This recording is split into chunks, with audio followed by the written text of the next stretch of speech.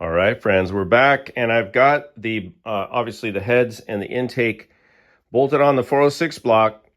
What we're going to do in this video is I'm going to use this endoscope or borescope to check the bore. No, the endoscope, which those of you who are over 50 know about the endoscope, which I had done earlier this year and came back with good results. But that's not why you're here. What we're going to do is we're going to check the discrepancy or the difference between the intake runners and the head runners, the intake runners. Not that worried about the exhaust. You know, it's right there. We'll take a look, but that's not an area of concern. What I want to do is gasket match, but actually not just gasket match, but port match, right? This old Wyand, which looks fabulous, by the way, now that it got sandblasted, this old Wyand intake with these more modern heads. And I know for a fact that the port sizes are different. So what I want to do is we're going to turn this engine over around. We're going to go in from the bottom,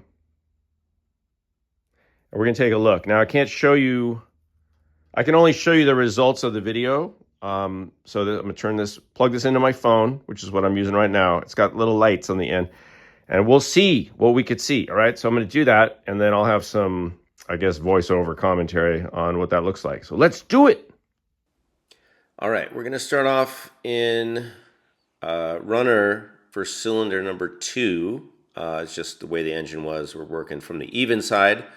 So we're going to do the even bank first, and here you can see that is actually the upper lip. I know it looks left to right, but that's just the way it turned out on the video. But you can see there, fairly big overlap. So I don't know, that's at least a quarter inch on the top. And then I think I get a shot here of the bottom, maybe. It was really hard to manipulate the camera once I got in there. All right, we're moving on to cylinder number 4. You'll see you'll see they all look basically the same, but here's a better shot. You can see the whole thing now. Upper edge is where most of the overlap is. You can see a tiny bit at the bottom, and then the walls. The width is pretty consistent, but the top is definitely where the discrepancy is. Here's cylinder number 6. If I can find the correct hole. Again, pretty much the same story. Bottom on here looks like it needs a little widening. I can't really say anything without sounding a little naughty, but that's a good shot of number 6. Here's number 8. Going in. Yeah, same deal. You can see the upper edge needs to be opened up a bit, and the sides and the bottom a tiny bit, but they all pretty much look the same. All right, let's go to the even side, or the odd side now. Here's cylinder number 1. And yeah, same deal, pretty much.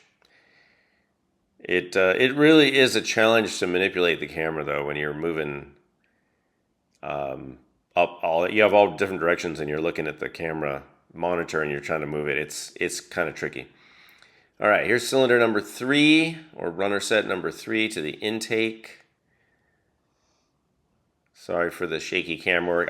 It's very challenging on some of these to go around the corner and manipulate the camera. But you can see they're a pretty good view, and it's the same thing.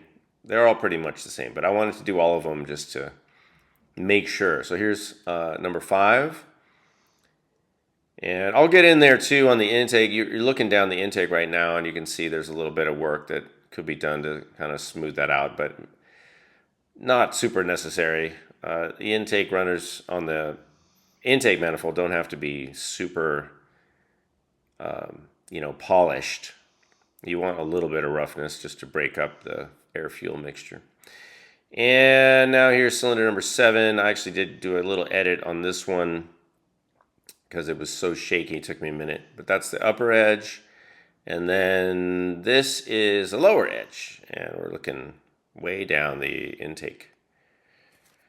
And that's pretty much it. So let's go back and wrap up. Woo! Okay.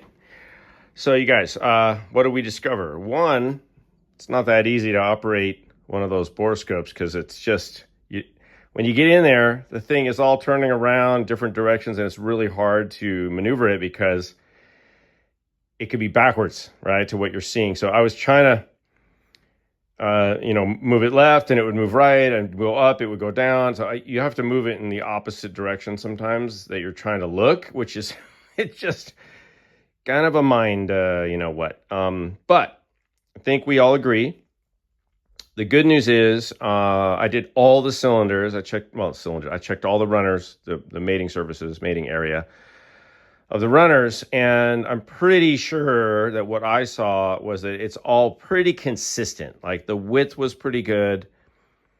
The lower lip was pretty good on all of them. It's just that upper lip that was pretty consistently different, and that's to be expected. So all I'm going to do is use the gaskets to, and I'm going to line it up at the bottom, and make sure that the gasket, when I put the gaskets on, I'll have the gasket lined up on the heads, and then I'm just going to make sure that when the gasket is on the intake in the seam bolt spot, that I use that, and then we're going to mark it, and we'll just open them up a little, and we should be good to go. But I'm glad I'm doing this. It's going to make the runners a little bit bigger on the intake, which should help with these 200cc runner heads. All right. So I hope you like that. If there's anything else I should be doing and you watch this video within the first week or so of its publication date, let me know. Otherwise, I hope you learned something. Good luck on all your projects. I'll see you guys later.